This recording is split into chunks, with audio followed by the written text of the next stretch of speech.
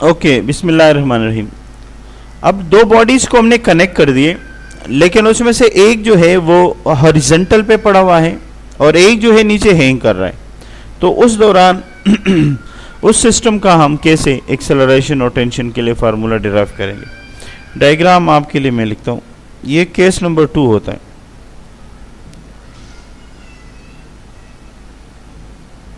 ये एक मास है M2, ये एक स्मूथ पुली है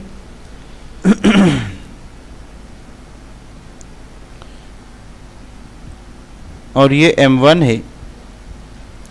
यकीनन इसका जो W होगा वो नीचे होगा और इसका जो टेंशन है वो ऊपर है।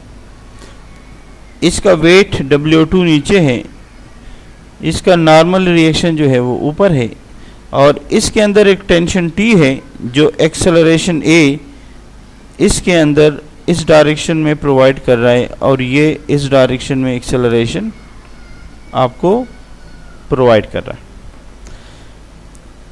अब देखिए, इसमें भी हमारे पास मास 1 और मास 2 को हम अलग अलग स्टडी करेंगे। सबसे पहले हम मास 1 को स्टडी करते हैं। तो मास 1 के लिए फॉर मास 1,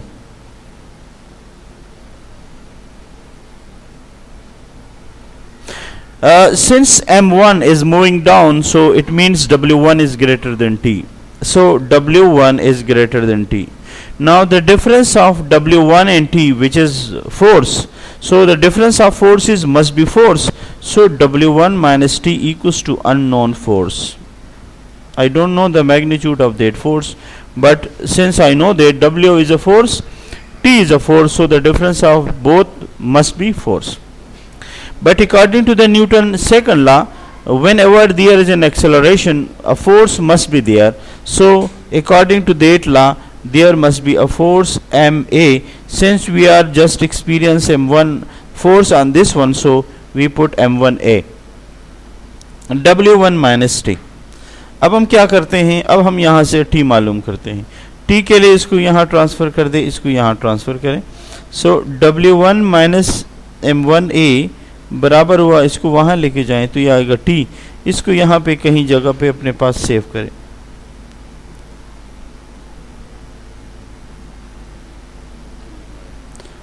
अब हम आते हैं मास 2 की तरफ। अब हम मास 2 को डिस्कस करते हैं कि उसमें क्या मामलात हो सकते हैं।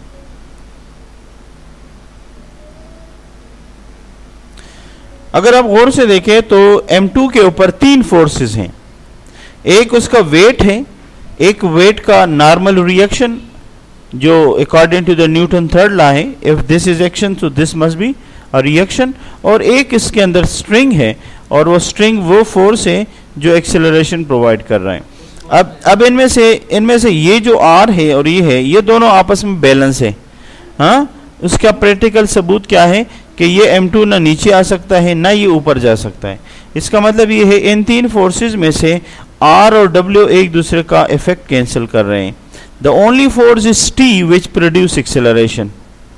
ठीक हो गया, बस ये आपको लिखना है कि there are four mass 2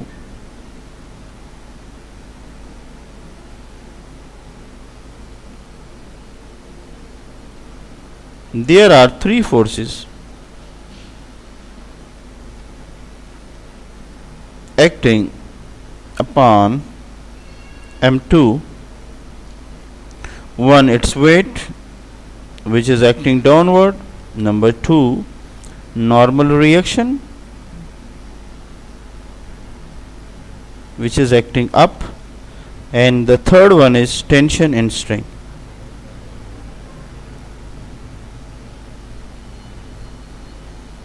Since weight is just balanced by R, the only force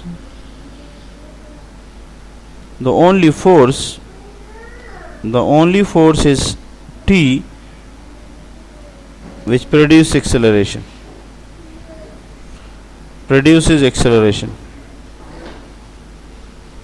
One thing should be clear, that greater is the acceleration, more will be the acceleration. Sorry, greater is the tension, more will be the acceleration. Smaller is the tension, smaller will be the produced acceleration. So I can say there tension and acceleration are directly proportional. अगर tension ज़्यादा है तो ये ज़्यादा acceleration पैदा करेगा, और अगर टेंशन कम है तो कम एक्सेलरेशन। तो यहाँ टेंशन एज ए फोर्स इस्तेमाल हो रहा है, और है भी दोनों का एक ही यूनिट है। ओके, अगर मैं इसकी प्रोपोर्शनलिटी को ख़त्म करूँगा तो मुझे कांस्टेंट लगाना पड़ेगा। यहाँ कांस्टेंट m2 है जिसको हम स्टडी कर रहे हैं। अच्छा, मैं इसको भी यहाँ पर सेव कर देता हूँ और एक इक्वेशन का नाम दे देता हूँ। So t equals to m2 into a। अब ज़रा देखें, दोनों को कंपेयर करना चाहूँगा तो आसानी से कंपेयर कर सकता हूँ।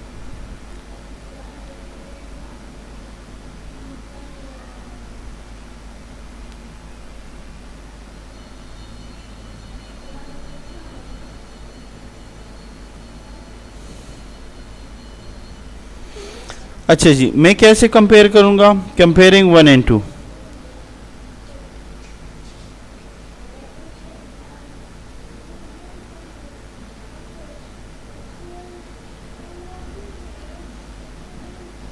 m2 एक तरफ लगाया, दूसरी तरफ लगाया मैंने w1 माइनस m1a।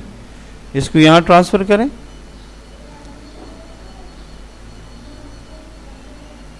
ये w1 अपनी जगह पर रह गया बेटा। यहाँ से a कॉमन ले लेते हैं, m2 प्लस m1, ये आपका m1g अपनी जगह है बेटा।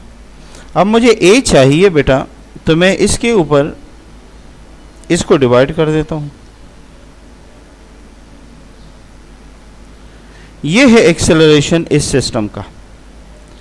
इसका जनरल फार्मूला क्या बैठेगा? जनरल फार्मूला बैठेगा, पहले इसको यहाँ सेव करते हैं, m1g m1 प्लस m2।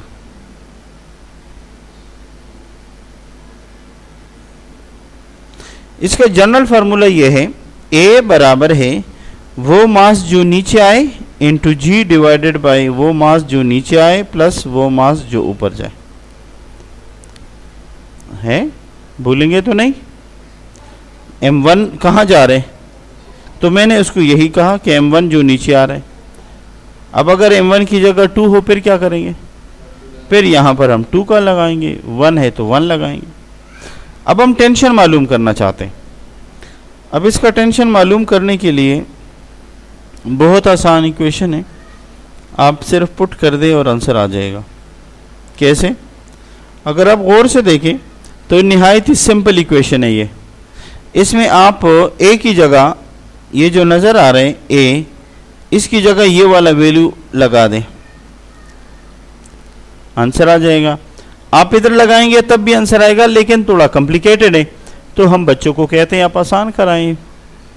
बाकी आप करना चाहें तो कर सकते हैं। To get tension formula we put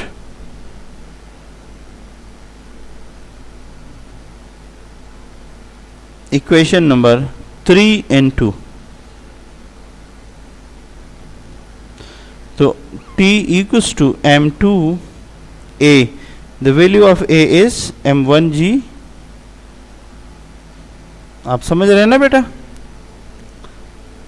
अब इसको अरेंज करेंगे, m1 पहले लिखा, फिर m2 लिखा, फिर g लिखा, और नीचे अगर आपको याद हो तो पिछले वाले केस में यहाँ 2 था, इसमें 2 नहीं है। ऐसा नहीं कि जब सवाल आए तो आप a का फार्मूला दूसरी जगह फिट कर दें, हाँ ऐसा नहीं होगा, फिर गलत हो जाएगा। अब इसके लिए जनरल फार्मूला क्या है? वो मास जो नीचे आए वो मास जो ऊपर जाए, g डिवाइडेड बाय, ये है फार्मूला जनरल। डन हो गया? कोई प्रॉब्लम? ओके।